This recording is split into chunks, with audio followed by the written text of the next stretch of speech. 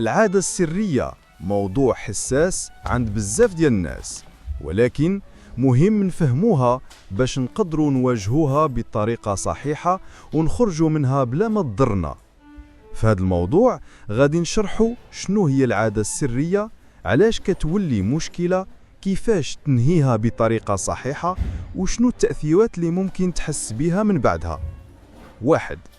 شنو هي العادة السرية؟ العادة السرية هي علاج أو تحفيز الأعضاء الجنسية بيديك أو بطريقة أخرى للحصول على المتعة الجنسية دون شريك.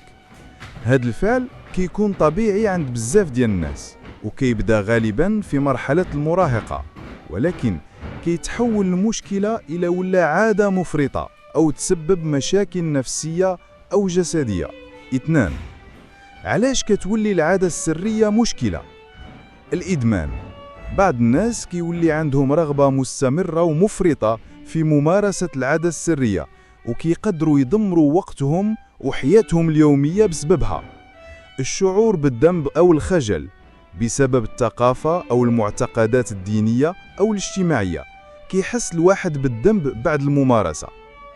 التأثير على العلاقات الاجتماعية، العزلة أو الانطواء بسبب الإفراط في العادة السرية.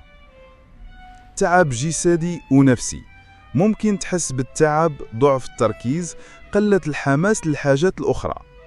3. كيفاش تقدر تنهي العادة السرية؟ الوعي والتحليل الذاتي.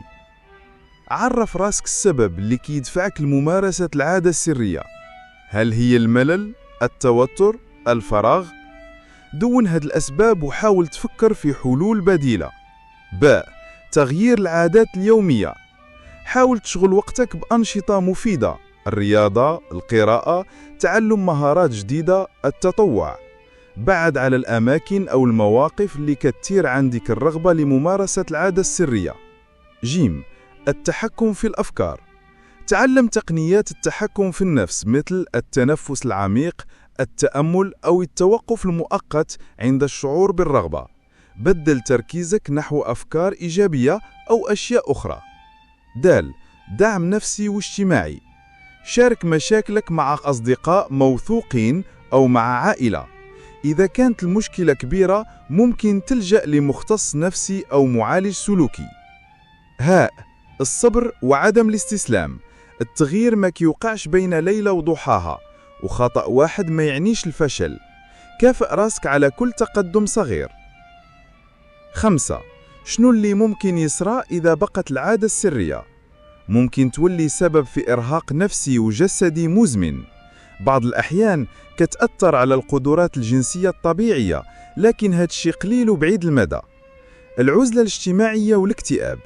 التأثير على الإنجاز في العمل أو الدراسة بسبب قلة التركيز. نصائح إضافية. حاول تنام مزيان وتواظب على نظام غذائي صحي.